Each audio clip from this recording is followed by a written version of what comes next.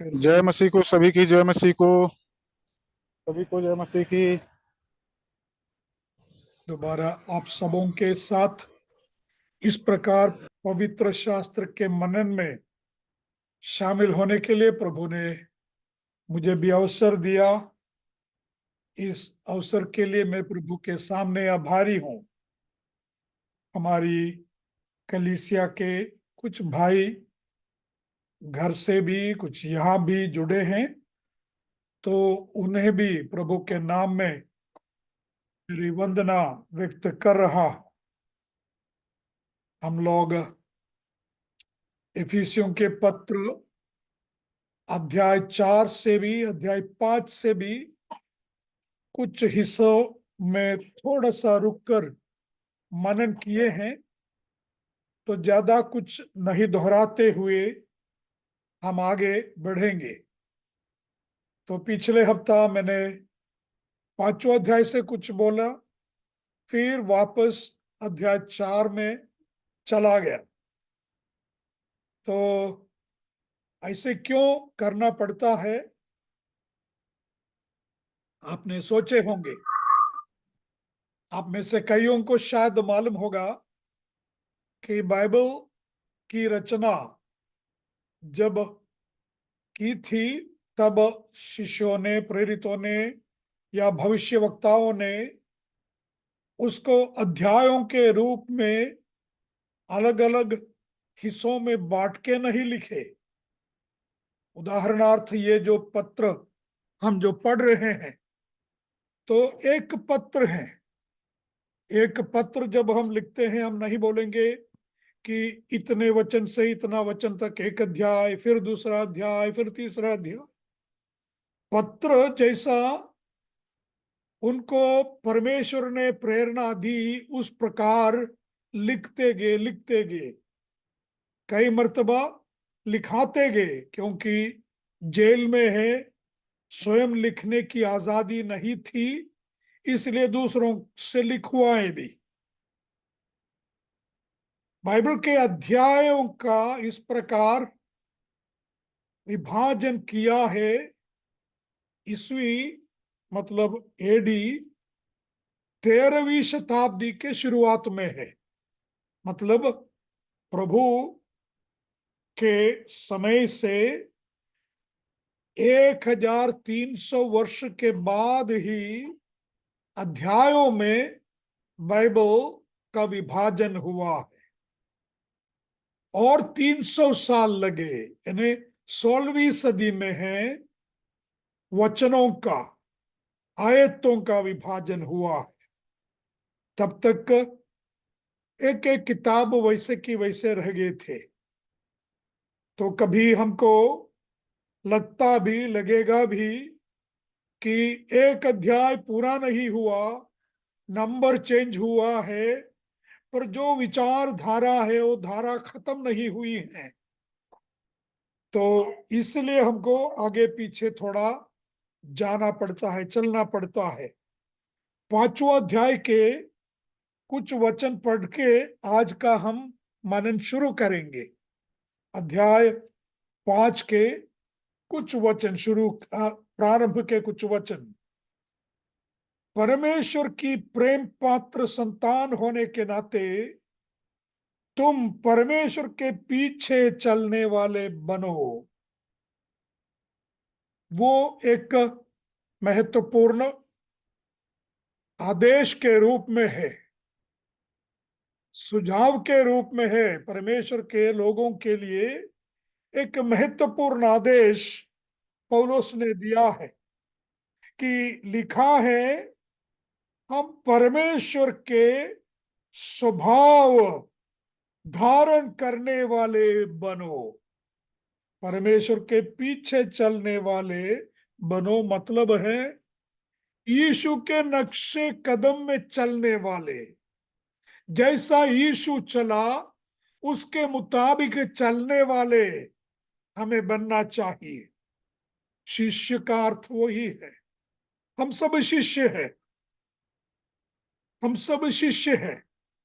हम पढ़ते हैं अंत्योखिया में विश्वासियों को, मसीही क्रिश्चियंस नेम दिया गया। विश्वासी को मतलब शिष्यों को, वहां लिखा है शिष्यों को मसीही नाम दिया गया है। तो हम शिष्य हैं।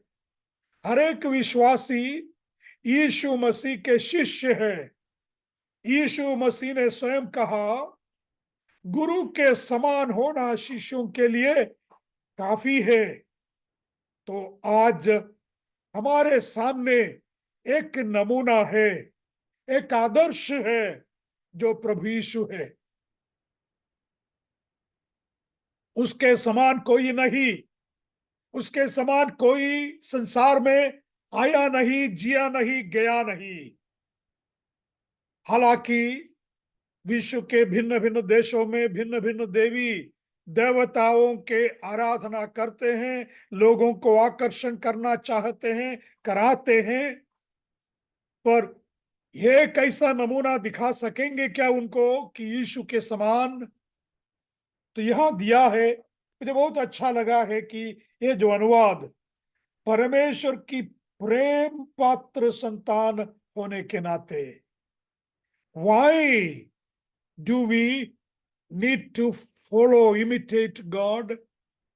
We need to imitate God. हम परमेश्वर के अनुकारी इसलिए होते हैं कि हमारा बाप वो है।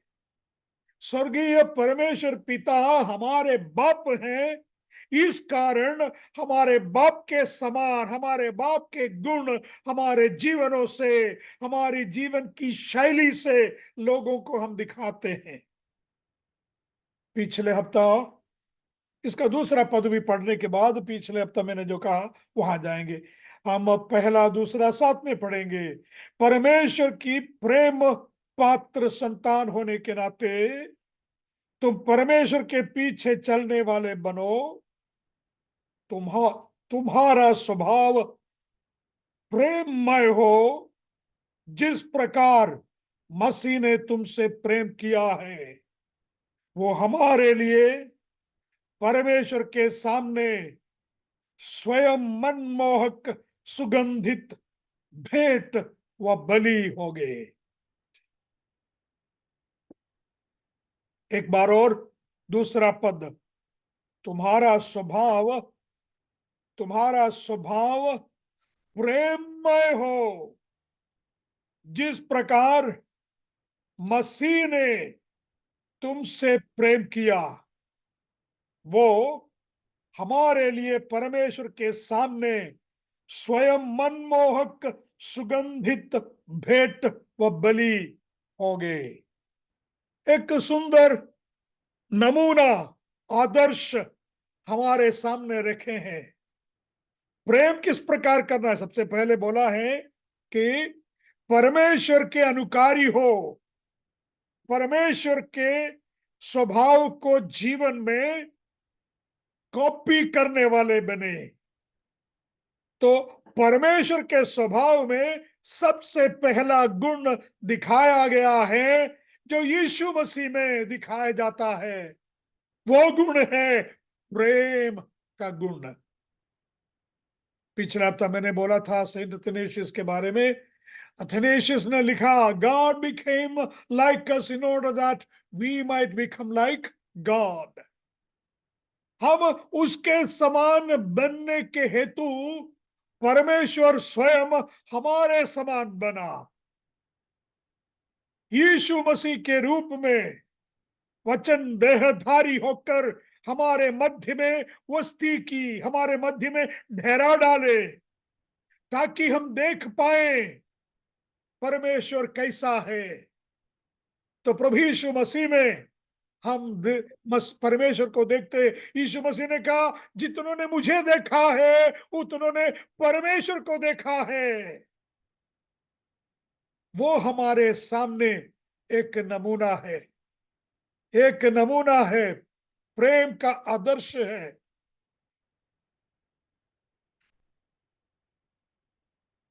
तो पिछले कई हफ्तों में हमने एक स्वस्थ कलीसिया के बारे में मनन कर रहे थे, और यहां आज 5वां अध्याय के प्रारंभ का इस वचन से पढ़ने के बाद हम थोड़ा सा पीछे आगे जाएंगे। तो यहां परमेश्वर का स्वभाव में क्या क्या चीजें इन वचनों के अंदर हमें मिलते हैं। परमेश्वर के स्वभाव में सबसे पहले हमने यहां प्रेम देखा, और ये प्रेम किस प्रकार का प्रेम है? जैसे यीशु ने प्रेम किया। यीशु ने जब प्रेम किया, सब कुछ त्याग करके प्रेम किया, सब कुछ छोड़ के प्रेम किया, स्वर्ग की महिमा छोड़ के प्रेम किया। हम रोम 5:8 में पढ़ते हैं, God demonstrates his love in that while we were yet sinners, Christ died for the ungodly. अब भक्तों के लिए प्रभु यीशु मसीह के मरने के द्वारा परमेश्वर ने हम पर उसका प्रेम दर्शाया। अब भक्तों के लिए प्रभु यीशु मरा। तो सबसे पहले प्रेम, हमारे सारे विचारों के आधार वो ही हो। परमेश्वर के समान, परमेश्वर को आदर्श रखकर आगे बढ़ने के लिए सबसे महत्वपूर्ण बात है प्रेम। यीशु मसीह ने जिस प्रकार प्रेम किया, उस प्रकार प्रेम करें। फिर परमेश्वर का गुण में पाया जाता है, हमने पिछले हफ्ता पवित्रता के बारे में मनन किया था। अध्याय 4 के 25 वचन में भी हमको देखने को मिलते हैं। अध्याय 4 के 25, 26 वगैरह वचन में 25 वचन, इसलिए झूठ का त्याग कर हर एक व्यक्ति अपने पड़ोसी से सच ही कहे, क्योंकि हम एक ही शरीर के अंग है। नंबर 1 पिछले हफ्ता हमने देखा था, इसलिए उसके बारे में ज्यादा नहीं बोलूंगा। प्रामाणिकता, ऑथेंटिसिटी, सच्चाई। प्रभु यीशु ने स्वयं कहा, मैं हूं सच्चाई। अगर उस प्रभु के हम अनुयायी हैं, या उस प्रभु के हमें अनुयायी बनने हैं, तो हम अपने जीवन में भी सच्चाई रखना चाहिए। Live a life of honesty and integrity, ईमानदारी, सत्यनिष्ठता का जीवन जिए। उस दिन मैंने बोला था कि एक हमारा एक्सक्यूज है, बहाना है कि बाकी सब करते हैं इसलिए हमें भी करना है, बाकी सब झूठा काम करते हैं इसलिए हम भी झूठा काम करें। नहीं मित्रों, प्रभु यीशु मसीह जिसने कहा, मैं संसार की ज्योति हूं, जगत की ज्योति हूं, ज्योति में रहने वाले प्रभु यीशु मसीह की ज्योति के सहकारी हम जो है, हमें झूठा ही नहीं चलेगा। हमने उस दिन अननियास और सफीरा के भी बात दोहराए थे। अननिया और सफीरा, उनकी गलती यह नहीं थी कि उन्होंने खेत बेची, गलती यह नहीं थी कि कुछ पैसा प्रेरितों के चरणों में ला के रखी, गलती यह थी कि ऐसे दिखाने चाहा कि बाकी लोग जैसे करते हैं, अपना सब कुछ देते हैं, इसी प्रकार हम भी सब कुछ दे रहे हैं। हालांकि कुछ छुपाए रखे थे, कुछ छुपाए रखे थे। आखान की कहानी हमें मालूम है। चोरी परमेश्वर पसंद नहीं करता, झुटाई परमेश्वर पसंद नहीं करता। सच्चाई में रहने वाले हम बने, सच्चाई में चलने वाले हम बने। परमेश्वर पिता के बच्चे हैं, वहां हमने 5वें अध्याय के शुरू में पढ़ा, प्रिय बच्चे होने के नाते, प्रीति पात्र होने के नाते परमेश्वर के प्रेम का पात्र होने के नाते परमेश्वर के हम अनुकरण करें। यीशु मसीह ने जैसा प्रेम किया वहां वैसा हम प्रेम करें। यीशु मसीह ने अपने आप को त्याग कर प्रेम किया। नंबर 2, यीशु मसीह जैसा सच्चाई में रहा, सच्चाई का स्वयं सच्चाई का अवतार था, हम भी सच्चाई के देहधारी बन के रहे। ईमानदारी से 2 रुपया कमाने वाले हम बने। पर साथ ही साथ ईमानदारी का एक दूसरा अर्थ है बी ऑनेस्ट। उस दिन मैंने बोला था हमारे वल्नरेबिलिटी, हम साधारण इंसान है, इस बात को अंगीकार करना न भूले। जैसे मैंने उस दिन भी कहा और अभी भी कह रहा हूं, एक प्लेटफॉर्म में एक स्टेज में खड़ा रह के प्रचार करने से लोगों के सामने ऐसा एक माहौल तैयार होते हैं, ऐसे एक दृष्टांत तैयार हो जाते हैं कि ये जो व्यक्ति स्टेज पे खड़ा रहा है, प्रचार कर रहा है, वो दूसरों से जरा ऊंचा है। नहीं, कदापि नहीं। हम भी आपके समान मिट्टी के पात्र हैं, कभी भी गिर सकते हैं। इसलिए पिछले हफ्ता हमने गलातियों के 6 अध्याय आपको दिखाए। आप में से कोई गिर जाए जो आध्यात्मिक है, जाके समझाए। फिर पौलुस ने एक और शब्द बोला, संभालना। तुम भी संभालो कि तुम भी गिर न जाए, उसी प्रकार के पाप में गिर न जाए, उसी प्रकार के फंदे में फंस न जाए। कारण हम भी साधारण इंसान है। तो हम एक दूसरे के साथ सच्चाई में वर्तन करें।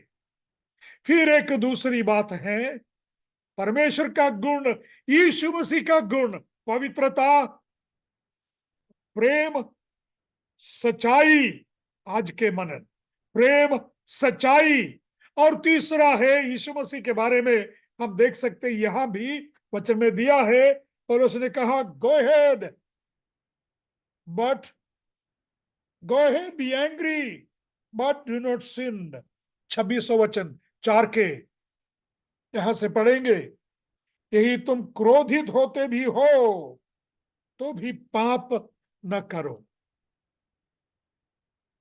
तो बी पैशनेट सच्चाई के लिए, पर संभालना। और उसने बोला है कि संभल जा। क्रोधित होना कोई पाप नहीं है, पाप से क्रोधित होना सही है, पाप से घृणा करना सही है, पाप से द्वेष करना सही है। शिमशोन के बारे में बोलने के लिए मेरे पास वक्त नहीं है। परमेश्वर से पहले से गर्भ से ही अलग किया हुआ दास, मां के खोख से ही अलग किया हुआ परमेश्वर का दास, जो नाजीर व्रत का व्यक्ति है, उसे छूना नहीं चाहिए अंगूर का रस, उसे छूना नहीं चाहिए लाश। यद्यपि उस लाश अपने खुद के मां बाप के हो भी, दूसरा कोई नहीं है तो छू सकते हैं, नहीं तो अपने ही मां बाप के लाश को भी छूना मना था। परमेश्वर के लिए अलग किया व्यक्ति, पाप से दूर रहना चाहिए। फिर भी एक लड़की को देखी, बोले मैंने उसको पसंद की। दूसरी लड़की को देखी, परमेश्वर का दास। न्यायाधीश 16वां अध्याय में उसके सारे विवरण है, मैं बताना नहीं चाहता हूं पूर्ण। परमेश्वर का चुना हुआ दास। पहले हम देखते हैं अपने मित्रों के साथ बड़े दावत चलाते हैं। जरूर मित्रों के साथ दावत में दाखरस पिया होगा, वचन में लिखा तो नहीं है। पर लाश को छुआ हमें मालूम है। एक शेर को खुद के हाथों से मार डाला, फिर नेक्स्ट टाइम उसके करीब से गया, वहां मधुमक्खी देखे, वहां से शहद मिल रहा था, वहां से उस सड़ी हुई लाश से मध निकाल कर खाने लगे।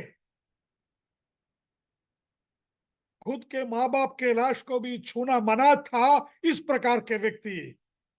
मित्र, पाप में गिर जाना अचानक नहीं होता। इंग्लिश में बोलते ओवरनाइट।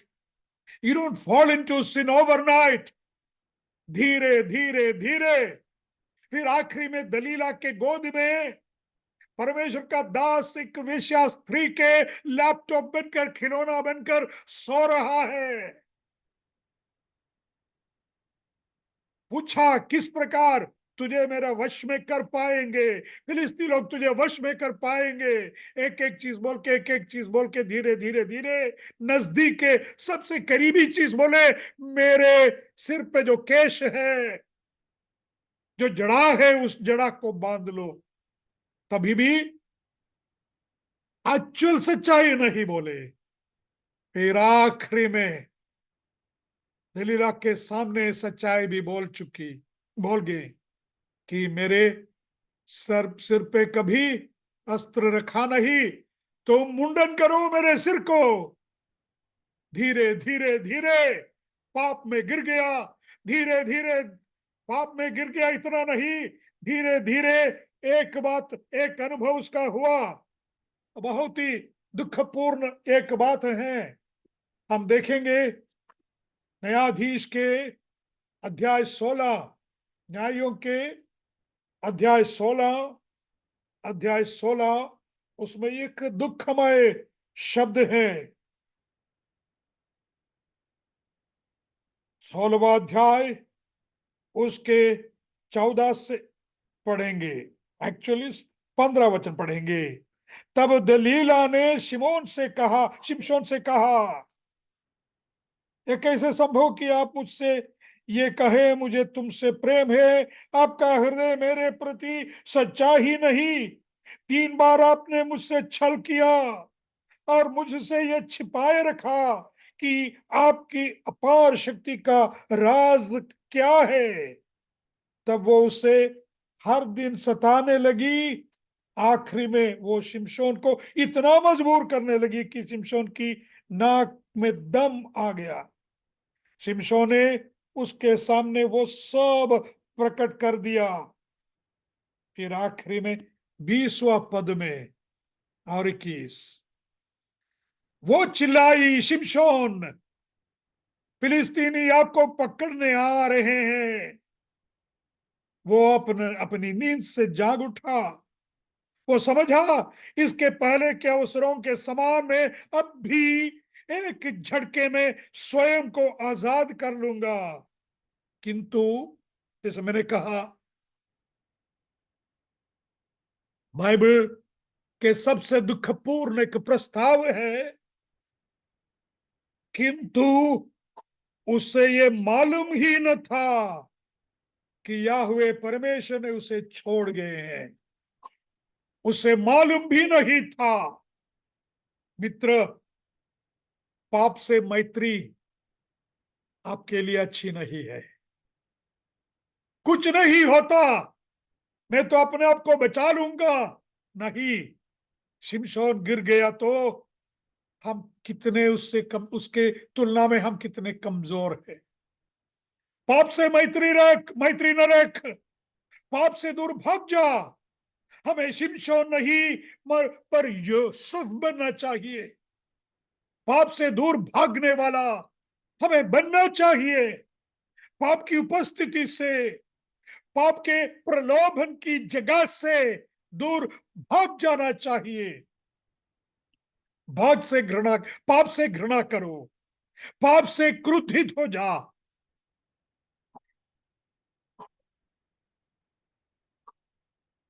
पाप, गुस्सा करना पाप नहीं है, मैंने बोला। गुस्सा एक ऐसी भावना है जिसे हमें सावधानी से संभालना चाहिए। Anger is an emotion that we need to handle with care. हमें संभालना चाहिए गुस्से को। परमेश्वर भी क्रोध करता है ना। 5वां अध्याय में, इसलिए मैंने बोला 4-5 में हम आगे पीछे दौड़ेंगे।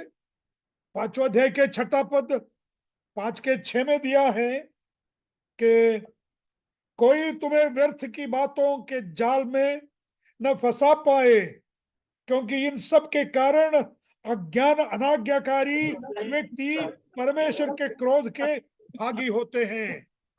अनाज्ञाकारी परमेश्वर के क्रोध के पात्र है। अनाज्ञाकारी व्यक्ति तो परमेश्वर स्वयं क्रोध करते हैं, इसका कोई शक नहीं। प्रभु यीशु मसीह पाप से नफरत करता था। प्रभु यीशु दो प्रकार के लोगों से नफरत करता था। एक है ढोंगी लोग, अपने आप को अच्छा दिखाने वाले पर अंदर ही पाप से गंदगी से भरे हुए लोग। बाहर के बर्तनों का बाहर साफ करके अंदर कचड़े से भर देने वाले लोगों से यीशु घृणा करता था। फिर हम देखते हैं यूहन्ना दूसरा अध्याय में, यूहन्ना दूसरा अध्याय 15 से अगर पढ़े, यीशु मसीह ने रस्सी बनाए, रस्सियों के कोड़ा बनाया और लोगों के जो पवित्र मंदिर को, परमेश्वर के मंदिर को एक व्यापार स्थल, एक बाजार बनाने वालों को वहां से भगाया। बैलों को, भेड़ों को मंदिर के बाहर निकाले, साहूकारों के सिक्के बिखरे दिए, उनकी चौकियों को उलट दिया, क्योंकि प्रभु यीशु ने कहा कि यह मेरे पिता का भवन है। मेरे पिता के भवन को व्यापारिक केंद्र मत बनाओ, परमेश्वर के मंदिर को सुपर बाजार मत बनाओ। तो ये सुनने वाले शिष्य अपने मन में एक वचन के याद की, आपके भवन की धुन में जलते जलते में भस्म हुआ, भजन लिखने वाले ने लिखा है। तो घृणा करना, द्वेष करना, क्रोध करना कोई गलती नहीं है। पाप से क्रोध करो, ढोंग से क्रोध करो, अपने अंदर के जीवन के भी झूठाई से क्रोध करो, ताकि आप स्वयं सच्चा बन पाए। स्वयं से पूछो कि मैं किस प्रकार का व्यक्ति हूं। मैं लोगों के सामने अच्छा, भला, सच्चा दिखाने वाला एक ढोंगी हूं या नहीं। परमेश्वर के भवन, अभी नया करार में परमेश्वर का भवन आपका और मेरा शरीर है। नया करार में परमेश्वर का भवन कलीसिया है। दोनों हम देखते हैं, पहला कोरिन्थ में और दूसरा कोरिन्थ में। तो परमेश्वर का भवन को हम पवित्र रखें। आज परमेश्वर का भवन अपने शरीरों को पवित्र रखें। सोचना चाहिए, मेरे शरीर से मैं क्या कर रहा हूं। रोम 12वां अध्याय के पहला वचन, तुम्हारे शरीरों को पवित्र और परमेश्वर को भाने वाला जीवित बलिदान के रूप में चढ़ा लो। पवित्र बलिदान के रूप में अपने शरीरों को चढ़ाना चाहिए, क्योंकि ये हमारा शरीर परमेश्वर का मंदिर है।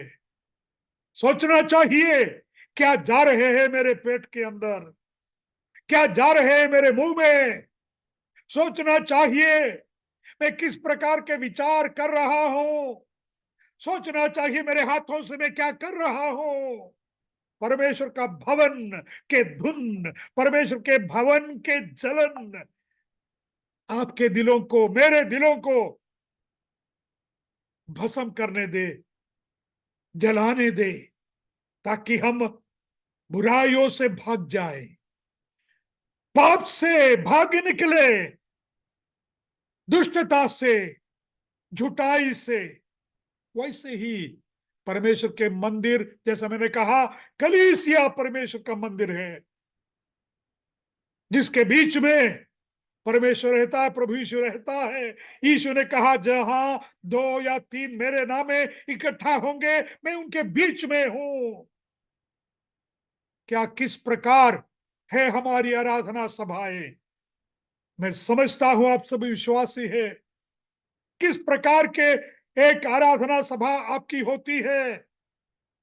परमेश्वर की महिमा करने वाली जो जगह है वहां परमेश्वर की महिमा होती है या स्वयं की महिमा होती है? स्वयं को दिखाने के प्रयास चल रहे हैं। क्रोध करना सही है, पर दुष्टाई से क्रोध करिए, पाप से क्रोध करिए, ढोंग से क्रोध करिए, अमंगल बातों से क्रोध करिए। तीसरा, जैसा मैंने कहा, अध्याय 4 में वापस जा रहे हैं। परमेश्वर के अनुरूप बनना, परमेश्वर के अनुयायी बनना, उसमें यह भी शामिल है। 28वां पद, 4 के 28, वो जो चोरी करता रहा अब चोरी न करे, किंतु परिश्रम करे कि वो अपने हाथों से किए गए उपयोगी कामों के द्वारा अन्य लोगों को की भी सहायता कर सके जिन्हें किसी प्रकार की जरूरत है। काम करना और उदारता साथ में जाना है। और यहां दिया है जो चोरी कर रहे थे चोरी करना बंद करो।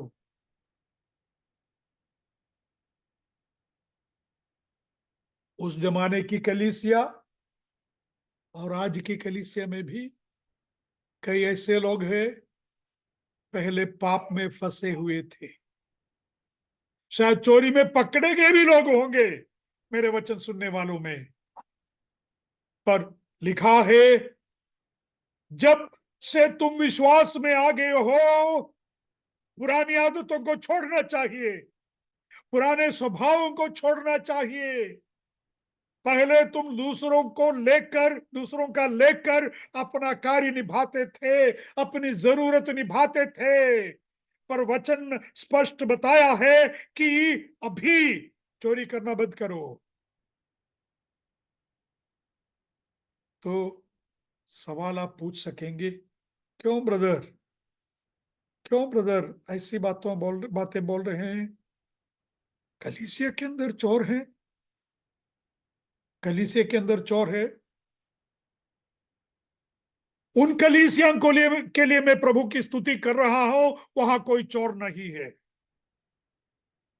हो सकता है, पर मैंने सुना है, देखा है, कलीसिया में जो दानार्पण आता है उसमें से एक हिस्सा अपने लिए रखने वालों को देखा हो, और भिन्न भिन्न जरूरतों के लिए जो फंड्स आता है वो अपने लिए खर्च करने वालों को मैंने देखा हूं।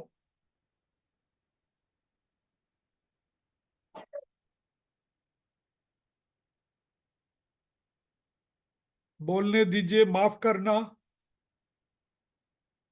झूठा रिपोर्ट भेजकर, इधर उधर झूठा रिपोर्ट, झूठे प्रेयर रिक्वेस्ट भेजकर पैसा इकट्ठा करने वाले भी हैं।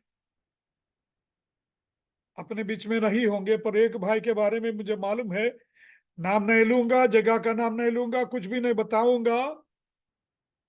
एक जगह में लेटर आया कि मेरा असेंबली हॉल गिर रहा है, मदद करना चाहिए। लेटर सब जगह आए, तो हमने देखा तो वहां कोई असेंबली हॉल नहीं गिर रहा है। तो उस भाई से पूछा, ब्रदर आपने लेटर में लिखा है असेंबली हॉल गिर रहा, पर असेंबली हॉल बोला तो उनका खुद का घर है, वो बात अलग, पर असेंबली हॉल अभी गिर रहा है, टूट पड़ रहा है, आपने लिखा है पत्र में। उस पत्र मैंने भी देखा है, लोगों ने मुझे दिखाया है। क्यों ब्रदर ऐसा पत्र भेजा? जवाब में बोला, पड़ोस में एक दूसरी कलीसिया है, वो कलीसिया पैसा के लिए इधर उधर अपील भेज रहे हैं, उनको पैसा नहीं मिलना चाहिए, इसलिए मैंने यो पत्र भेजा है। मैं कोई कल्पना करके बोलना नहीं बोल रहा हूं, असल में घटी घटना है। मित्र, डू नॉट स्टील, चोरी मत कर। ये भी चोरी आया। जो काम हम नहीं कर रहे हैं, जो काम हमने किए नहीं, उसके बारे में गवाही देते हैं कि हम कर रहे हैं, कि हमने किया है, वो चोरी है। मेरे सुनने वाले सब परमेश्वर के दास नहीं है, इसलिए आपको यह वचन लागू नहीं है। पर विश्वासी भाई, मेरा प्रिय विश्वासी भाई, मेरा प्रिय विश्वासी बहन, आप अपने ऑफिस में, दफ्तर में जाते हैं तो दफ्तर में देखें तो कई सारे पेंसिल है, इरेजर है, पेपर है। अरे ऐसे ही बेकार होते हैं। हमारे बच्चों को स्कूल में काम में आएगा, बच्चों के स्कूल में काम आएगा, थोड़ा पेपर, थोड़ा नोटबुक, थोड़े पेंसिल अपने जेब में रखे चले गए। अरे मैंने नहीं लिया तो दूसरे लेने वाले हैं, क्यों नहीं लें? कई कई अपने भाई बहनों के मुंह से मैंने सुना है, चोरी मत कर। फिर उलट पौलुस ने क्या लिखा है यहां? हाथ से मेहनत कर, अपने हाथों से मेहनत कर, मेहनत करके कुछ कमा लो। खुद के मेहनत से 2 रुपया कमा के अगर रोटी चटनी खाई तो भी उसमें खुशी है, उसमें तसल्ली है। खुद के मेहनत से 2 रुपया कमाकर रोटी चटनी, रोटी कांद, रोटी प्याज खाए तो भी उसमें तसल्ली है, उसमें शांति है। दूसरों के 100 रुपया चोरी करके तुम बिरयानी खाओगे, पर तुम शांति से सोएंगे नहीं। बिलीवर्स, मेरे प्रिय भाई विश्वासी, चोरी मत कर, चोरी मत कर। कलीसिया भी चोरी करती हैं। हाँ, कलीसिया के लिए जगह जमीन वगैरह लेते वक्त एक जगह के बारे में मुझे मालूम है, 12.5 लाख दिया है, पर डॉक्यूमेंट में 4.5 लिखवाया है। कलीसिया के लिए, व्यक्तिगत नहीं, व्यक्तिगत नहीं, कलीसिया के लिए। क्योंकि 1 आध लाख रुपया टैक्स के हम बचा सकेंगे। चोरी, चोरी। पंचवा अध्याय के शुरू में पढ़ा, परमेश्वर के अनुयायी बनो। कारण क्या है? बच्चे हैं हम, परमेश्वर के हम बच्चे हैं। तो यीशु मसीह का दूसरा गुण, यीशु मसीह के अनुकारी बनना चाहिए, परमेश्वर के अनुयायी बनना चाहिए। प्रेम, जैसे यीशु मसीह ने प्रेम किया उसके मुताबिक, उसके समान हम प्रेम करने वाले बने। 29वां पद, 4 के 29, 4 के 29 में है, तुम्हारे मुख से कोई भद्दे शब्द नहीं, परंतु ऐसा वचन निकले जो अवसर के अनुकूल, अन्यों के लिए अनुग्रह का कारण तथा सुनने वालों के लिए भला हो। किस प्रकार के शब्द? लेट नथिंग फाउल और dirty come out of your mouth, message Bible में है। नथिंग फाउल, अभद्र शब्द, भद्दे शब्द हमारे मुंह से निकलना नहीं चाहिए। पहले किसी भी प्रकार के जीवन बिताने वाले क्यों न हो, 2 शब्द मुंह से निकालने के पहले 1 मिनट सोचना चाहिए कि ये भद्द वचन है, अभद्र है, या ये शुद्ध शब्द है, अमंगल शब्द है या मंगलमय शब्द है, यह दूसरों की सहायता करने वाला शब्द है। Each word is a gift, message Bible में दिया है। Each word is a gift. परमेश्वर वचन है, तो हम भी परमेश्वर जो वचन है, जो देहधारी होकर पृथ्वी पर है, उसके समान वार्तालाप करे, उसके समान बात करने वाले बने। जो महत्वपूर्ण है उसे कहें, जो लोगों के भलाई प्रदान करने वाले, भलाई को विकसित करने वाले वचन है, प्रोत्साहन देने वाले वचन, एनकरेजमेंट, दूसरों को एनकरेजमेंट देने वाले वचन, प्रोत्साहन देने वाले वचन। God is concerned about your walk and how you talk. तुम्हारी बातें और तुम्हारा चाल चलन, इन सबों में परमेश्वर की नजर है। इन सबों के परवाह करने वाला है परमेश्वर।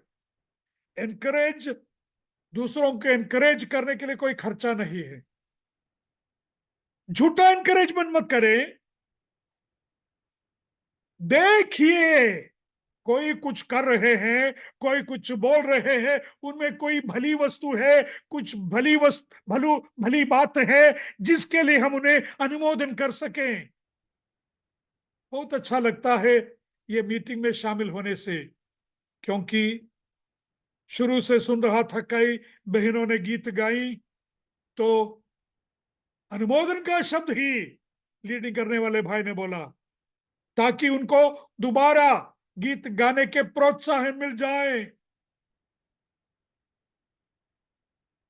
अगर कोई गलत गाई तो भी आप उनको अकेले में समझा सकेंगे, इसका चाल इस प्रकार नहीं है, ट्यून इस प्रकार नहीं है, ताल इस प्रकार नहीं है। पर उन बहनों को कितनी कितनी शांति मिली होगी, कितना प्रोत्साहन मिला होगा कि आप लोगों ने कहा अच्छा से गाए बहन, आपका गाना अच्छा लगा। और उसी में मिलकर ही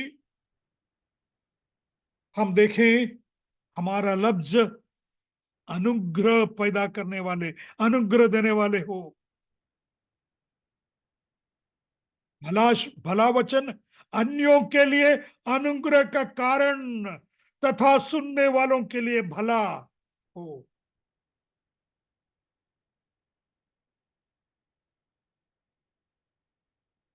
आपने देखा होगा तीन बंदरों की मूर्ति दिल्ली में तीन मूर्ति भवन के सामने है। एक बंदर अपने आंखों को बंद करके रखे, एक अपने कानों को बंद करके रखे हैं, और एक अपने मुंह को बंद करके रखे हैं। तीन मूर्ति। उसको थोड़ा सा बदला के मैं बोलूंगा, जो सुनना नहीं चाहिए ऐसी चीजों को सुनिए मत, जो बोलना नहीं चाहिए ऐसी चीजों को बोलिए मत। बोलने से क्या परिणाम होता है उसके बारे में सोच के बताए। अनुग्रह लाने वाले, इसका मतलब यह नहीं कि कोई बहन ने कोई गलती की उससे बोलना नहीं चाहिए। जैसा गलाती 6 अध्याय में हमने पिछले हफ्ता भी देखा, मान लो एक भाई या बहन पाप में गिर गया या गिर गई, हम जो कलीसिया के अगुवे हैं, जो आध्यात्मिक है, जाके समझाना चाहिए, बहन आपने जो किया वो गलत किया है। भाई आपने जो किया है, आपने जो कहा है, गलत कहा है। इस प्रकार हम काम नहीं करते हैं। इस प्रकार पवित्र लोगों को शोभने वाला भाने वाला नहीं है। इस प्रकार की बात, इस प्रकार के कार्य परमेश्वर के लोगों को भाने वाली नहीं है। जाके बताना चाहिए, समझाना चाहिए, ताकि उस प्रकार के जो स्वभाव है, उस प्रकार की गलती है, दोबारा ना हो। इसलिए हम समझाने जाते हैं, इसलिए हम समझाते हैं। हमारे लफ्ज, हमारे मुंह से निकलने वाले शब्द अनुग्रह का शब्द हो, कृपामय शब्द हो, कृपा से भरे हुए शब्द। एक और महत्वपूर्ण बात उसी 4 अध्याय में है, 31 और 32। 31 और 32 4 अध्याय। हमने बोला था 5 के शुरू में, परमेश्वर की अनुकरण करने वाले बच्चे किस प्रकार होंगे।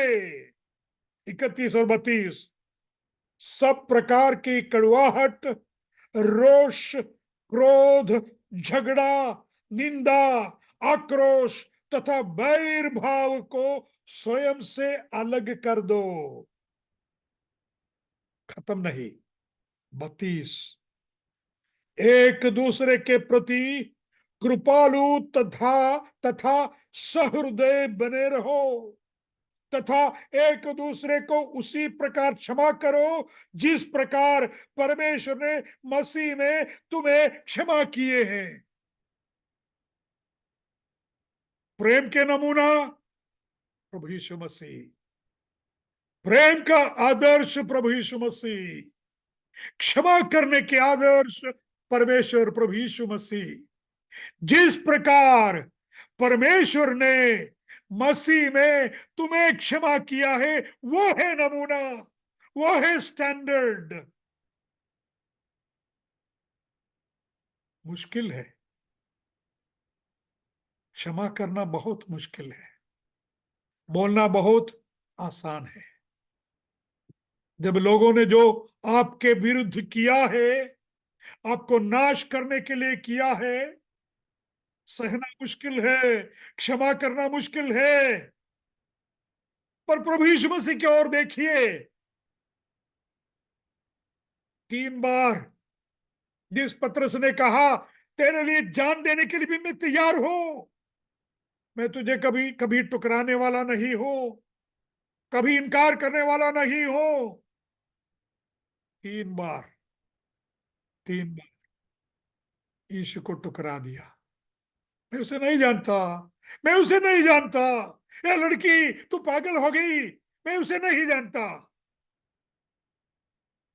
उससे बढ़कर एक और व्यक्ति हमको मालूम है, 3 साढ़े 3 साल यीशु मसीह की करुणा का पात्र रहा, उसका प्रेम का पात्र बन के रहा। आखिरी 30 सिक्के में, 30 रुपये में यीशु मसीह को दिखा दिया, धोखा दिया। आपको याद है, धोखा दे, पैसा लेकर, धोखा देकर पैसा लेकर सेना को, रोमी सिपाहियों को, मंदिर के सिपाहियों को, सबको लेकर आ रहे हैं गेत्सेमनी बगीचा में। घुटने टेककर हमारा प्रभु प्रार्थना कर रहे हैं, हे पिता हो सके, हे पिता हो सके तो इस कटोरा, इस प्याला मुझसे हट जाए, फिर भी मेरी इच्छा नहीं बल्कि आपकी इच्छा, मेरी इच्छा नहीं बल्कि आपकी इच्छा मुझ में पूरी हो जाए। जब पकड़वाने के लिए आगे आगे चल के आ रहे हैं, जिन शिष्यों के लिए यीशु ने अपना 3.5 साल व्यतीत किया, साथ में खाया, साथ में पिया, साथ में सोया, उनमें से एक आगे आगे आ रहे हैं। प्रभु यीशु ने तब उसको बुलाया, मित्र, मित्र, my friend, my friend, my friend, मेरा मित्र, मेरा मित्र, मेरा मित्र।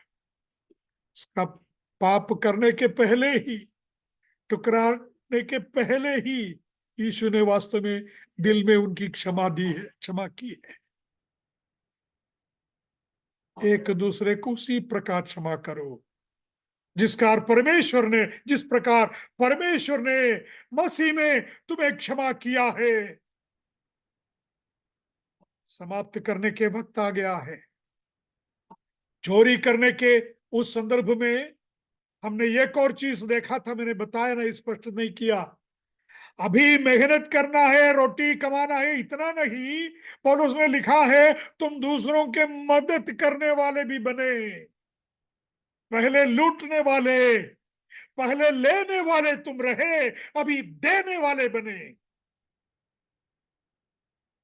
मैंने तो बात उस हिस्सा भूल गया था, छूट गया था, इसलिए दोबारा वहीं गया। किस मकसद से आप प्रभु की सेवा करते हो?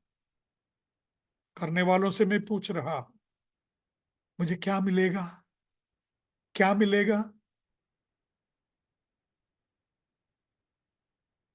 लालच, लालच, संसारिक लालच, उसके कारण प्रभु की सेवा कर रहे। ये देखो, भाई ने, फलाना भाई ने सेवा शुरू की, देखो उसके पास कार है, बाइक है, घर है, इसलिए मैं भी अगर सेवा करने निकले, मुझे भी कार मिलेगा, मुझे भी बाइक मिलेगा, मुझे भी गाड़ी मिलेगी, मुझे भी घर मिलेगा। मित्र, किस उद्देश्य से, किस मकसद से आप सेवा के लिए निकले हैं? आपका प्रतिफल इस पृथ्वी पर नहीं, प्रभु ने बोला है, स्वर्ग के लिए, स्वर्ग में प्रतिफल पाने के लिए सेवा करो। विश्वास योग्य मेरा दास, परमेश्वर पिता के इस शांति में प्रवेश करो, विश्राम में प्रवेश करो, इस प्रकार के स्वागत शब्द सुनने के लिए उसकी सेवा करो। कलीसिया के बारे में प्रेरित पौलुस के दृष्टिकोण शायद ऐसा एक समूह है, कह कड़वाहट को हटाओ, क्रोध को, बदनामी को, सबको निकालो बोला है, पर अभी इनमें ऐसी कोई बात नहीं है। पर ये जो वचन हमने पढ़ा है, इन जो वचन हमने पढ़े हैं, उस वचन से लगता है इस प्रकार के समस्याओं को सामने करने वाले लोग थे। ये सब दिल में कड़वाहट से भरे हुए लोग थे, क्रोध करने वाले लोग थे, अपराधी थे, चोरी करने वाले थे, जीवन शैली के कई समस्याओं के साथ जंग करने वाले थे, कहीं न कहीं गड़बड़ों में फंसे हुए थे। पर कलीसिया में हम ऐसे भी लोगों को स्वागत करें, ताकि यीशु मसीह के द्वारा जो पाप क्षमा मिलती है उसका वे अनुभव करें। यीशु मसीह के लहू द्वारा हमें जो छुटकारा मिलती है उसका अनुभव करें। हर प्रकार की समस्याओं का उत्तर है, जवाब है, हल है हमारा प्रभु यीशु मसीह की उपस्थिति। भिन्न भिन्न प्रकार की समस्याओं से जंग करने वाले, लड़ने वाले प्रिय भाई बहनों को हम स्वागत करें। एक और शब्द साथ में बताने दीजिए कि शायद आज आपकी कलीसिया में इस प्रकार की समस्याओं का सामना करने वाले होंगे। आध्यात्मिक जीवन में प्रगति चाहते हैं, वृद्धि चाहते हैं, बढ़ावती चाहते हैं, पर हो नहीं पा रहे हैं। उनके लिए प्रार्थना करने वाली एक जगह हो जाए हमारी कलीसिया। शुरू में मैंने कहा, बी ट्रांसपेरेंट, बी ऑनेस्ट।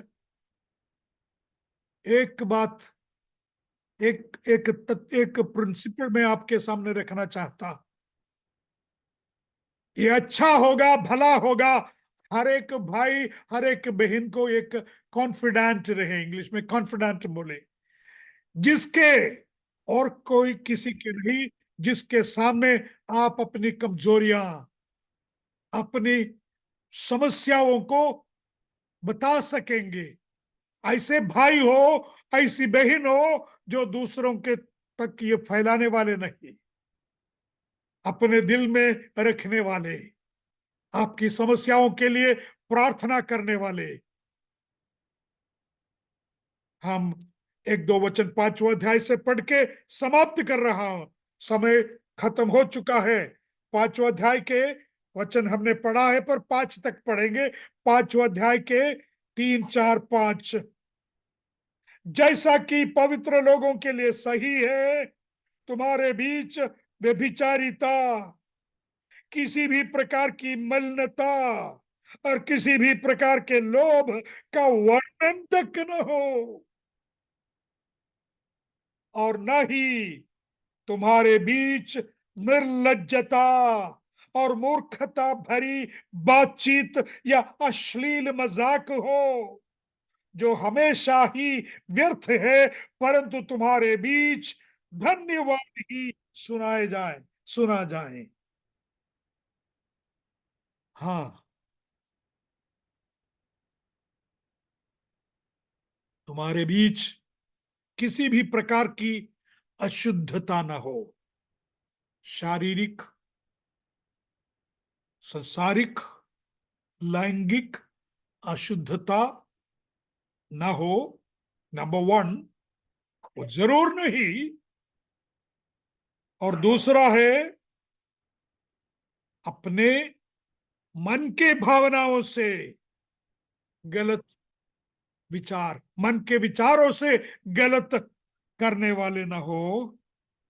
और यहां तीसरा वचन में दिया है कि वर्णन तक न हो, ऐसी बातों के बारे में चर्चा ही न करे। You are called to be God centred thanksgiving people. अपवित्र नहीं, अमंगल नहीं, उसके इंग्लिश में है even a hint of immorality, even a hint of sexual immorality और एनी काइंड ऑफ इम्प्यूरिटी और एनी ग्रीड, ये पवित्र लोगों के लिए योग्य नहीं है। तीसरा वचन मैंने शुरू में कहा था यूसुफ के बारे में, हमें यूसुफों की जरूरत है, पाप से भागने वाले, पाप से भाग जाने वाले। मेरे जवान भाई बहनों को मेरे सलाह ये रहा, हमारी कलीसिया में हो, दूसरे कलीसिया में हो, एक स्त्री अकेली है, वहां भाई अकेला मत जाए, अपने पत्नी है, पत्नी को लेके जाए। वैसा ही एक पुरुष अकेला है, वहां स्त्री अकेली न जाए। आप पाप नहीं करने वाले हैं, पाप करेंगे भी नहीं, but people should not have a chance to speak about you. दूसरे आपके बारे में संशय की दृष्टि में देखने के अवसर न दो। खास प्रभु के दासों के लिए मेरी सलाह है, मेरी विनम्र सलाह है, अकेले मत जा, अकेले मत जा। हमेशा प्रभु ने भी 2 बाई 2, 2 बाई 2, दो दो शिष्यों को साथ में भेजा। स्त्री भी अकेली प्रचार के लिए न जाना, पुरुष भी अकेले प्रचार के लिए न जाना। खास जहां पुरुष के, जहां स्त्री जहां अकेली है, वहां बिल्कुल पैर रखना नहीं। पुरुष जहां अकेला है, वहां स्त्री बिल्कुल पैर रखना नहीं चाहिए। आप पाप में नहीं गिरोगे, फिर भी लोगों के दृष्टि में तुम्हारे बारे में चर्चा करने के अवसर न दो। प्रभु की महिमा हो, इसको बोलते शुद्धता, प्यूरिटी, निर्मलता। परमेश्वर चाहता है हमारे हर एक विश्वासियों से। प्रभु की महिमा हो। विचार करने लायक शब्द मैंने बोला, पाप में गिरा तो देयर इज फॉरगिवनेस, फॉरगिवनेस।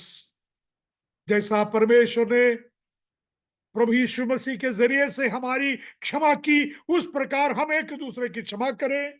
अगर पाप में गिर गए हैं, आपको लगता है परमेश्वर का पवित्र आत्मा आज आपसे वार्तालाप की है, तो अभी अपने ही मन में, अपने ही स्थान में बैठ के परमेश्वर से माफी मांगे। किसी को बताने की जरूरत नहीं है। हे प्रभु जी, मेरे शब्दों से, मेरे विचारों से, मेरे कामों से मैंने पाप किया, अशुद्धता में मैं गिर गया, गिर गई, मुझसे क्षमा कर, मुझे क्षमा कर, मुझे क्षमा कर। प्रार्थना करे। आमीन।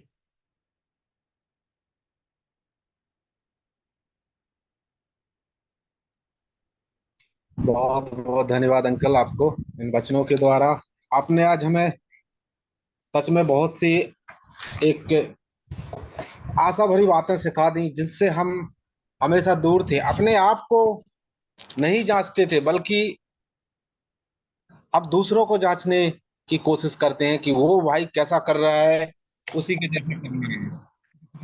तो परमेश्वर को से बहुतायत से आशीषित करे। और आज मैं प्रतिक्रिया के लिए बुलाना चाहता हूँ, ये राजेंद्र मसीह वो शब्द बोल के परमेश्वर के नाम अंकल के लिए प्रतिक्रिया दे करके।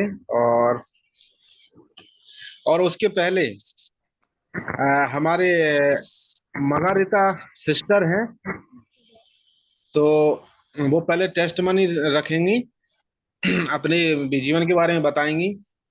सिस्टर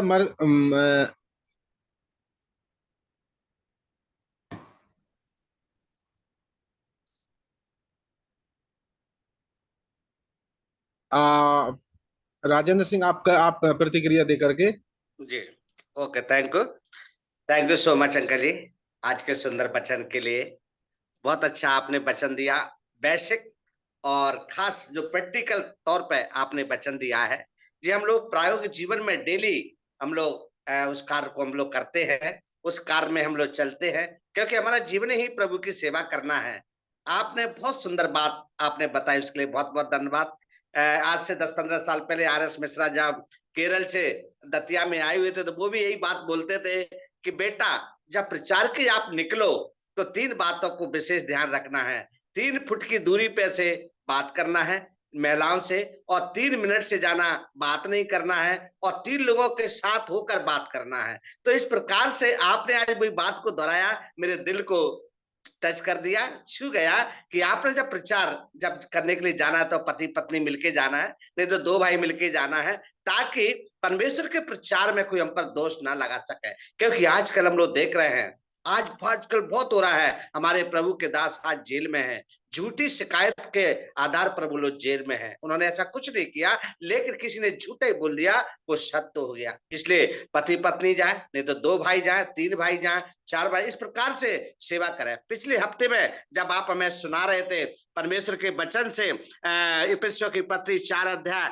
और 11 वचन से जब आपने शुरू किया था, और जब हम लोग 25 वचन तक पहुंचे थे, तो आपने हेल्थी कलीसिया के बारे में, तंदुरुस्त कलीसिया के बारे में, परिपक्वता कलीसिया के बारे में, बढ़ोतरी होना कलीसिया एक हॉस्पिटल है, और सच बात है वहां पर होना है, मतलब झूठ। जैसे डॉक्टर के सामने हम लोग बैठते हैं, उसके ऐसे ही हम परमेश्वर के सामने बैठकर सच बोलना है। अनन्या का आपने उदाहरण दिया, सफीरा का आपने उदाहरण दिया, उसके लिए बहुत बहुत धन्यवाद। और आज आपने इफिसियों की पत्री और 4 अध्याय 26 वचन से लेकर 31 वचन तक, और आपने फिर 5 अध्याय 1 से 5 वचन तक बड़ी गहरी बातों को आपने मैं बताया, उसके लिए बहुत बहुत धन्यवाद। यदि मैं उसी बात को दोहराऊंगा तो 1 घंटा फिर चाहिए, इसलिए thank you so much uncle ji, आपने सुंदर वचन दिया, उसके लिए बहुत बहुत धन्यवाद। और हमारे दिल को टच किया है, मैं विश्वास करता हूँ हमारे सारे भाई बहनों ने सुना है और लिखा भी होगा।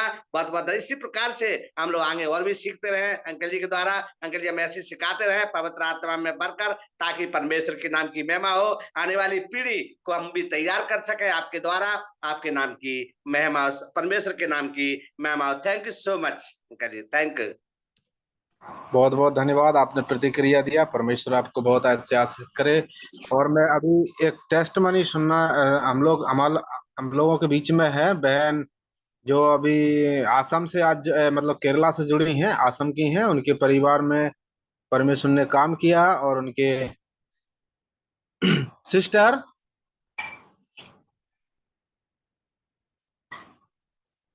वो सुन मेगा नहीं पा रहे, कोई बात नहीं, प्रार्थना करके समाप्त करो, कभी फिर वो बोलेंगे तो अपन सुनेंगे। हाँ ओके ठीक है, वो अभी एवरी डे आएंगे जुड़ने के लिए, तो ओके, थैंक यू। हमारे बीच राम सेवक कौशल है, प्रार्थना के लिए बोल सकते हैं आप। जी राम सेवक अंकल जी, आप प्रार्थना करके मीटिंग को समाप्त करिएगा। जी ब्रदर, थैंक यू। परमेश्वर का धन्यवाद हो कि आज बहुत ही सुंदर वचनों से प्रभु ने लाभान्वित किया, और बहुत ही व्यवहारिक बातें प्रभु के दास के द्वारा सुनने को मिला। बहुत आनंद मिला कि परमेश्वर इस प्रकार से अपने दासों को इस्तेमाल कर रहे हैं। प्रभु के नाम की स्तुति हो। आइए हम प्रार्थना करें। मेरी आवाज स्पष्ट है ना? जी जी, क्लियर है आपकी आवाज। ओके ओके, प्रार्थना करेंगे। हमारे महान दयालु अनुग्रहकारी पिता परमेश्वर, हम धन्यवाद देते हैं प्रभु आज के सुंदर अवसर जो आपने हमें दिया। प्रभु धन्यवाद देते हैं आपके दास के द्वारा आपके सुंदर वचनों को हमारे बीच में रखा। सच में प्रभु, जब वचनों को जब हम सुन रहे थे, आपके दास के उत्साह को और उनके साहस को जब हम देख रहे थे प्रभु, कितना ही गंभीर बातों को कितना स्पष्ट रीति से उन्होंने प्रकट किया। और ये वास्तविक ऐसे व्यवहारिक बातें हैं जो हर एक सेवक के जीवन में, हर एक के विश्वासी के जीवन में बहुत ही महत्वपूर्ण बातें हैं। इन बातों के आधार पर हमें अपने जीवन को जीना अनिवार्य है। प्रभु, इस प्रकार की बातों को प्रभु के दास ने हमारे बीच में रखा, इसलिए प्रभु हम आपका हृदय से धन्यवाद देते हैं और धन्यवाद देते हैं प्रभु, आपकी दास की हर एक सेवा को आप आशीषित करें प्रभु, और भी उन्हें वचन से परिपूर्ण करें, पवित्र आत्मा से भरें। उनके द्वारा जो भी सेवा प्रभु आप ले रहे हैं उसे आशीषित करें, ये हमारी प्रार्थना है प्रभु। इस प्रकार के साथ प्रोत्साहित इस सभा के इस प्लेटफॉर्म के माध्यम से दे रहे हैं, और जितने लोग इसमें जुड़े हुए हैं सबको जो लाभ पहुंच रहा है उसके लिए प्रभु हम धन्यवाद देते हैं। जितने भी जिम्मेदार भाई इस मीटिंग को आयोजित कर रहे हैं उनके लिए भी हम प्रार्थना करते हैं, प्रभु उनको भी बहुत ऐसी आशीष दे प्रभु, और इन बातों को सीखते हुए अपने जीवनों को निखारें, परमेश्वर को भाने वाला, चाहने वाला जीवन हम व्यतीत कर सकें प्रभु।